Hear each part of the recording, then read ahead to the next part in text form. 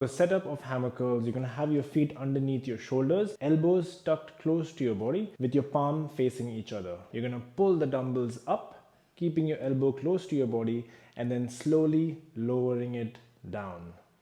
Here are some common mistakes I want you to avoid. The first one is swinging the dumbbells up like this. Okay, if the weight is too heavy, bring the weight down so that you're able to do it with good form and no swing. The second thing I want you to avoid is to flare your elbows out as you do this exercise.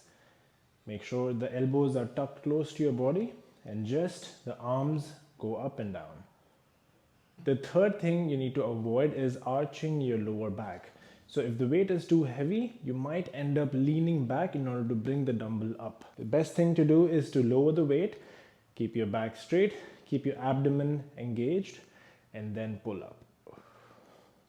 An alternate for hammer curls would be single dumbbell bicep curl. So you keep your elbows tucked in, hold the dumbbell horizontally and pull the dumbbell up and down.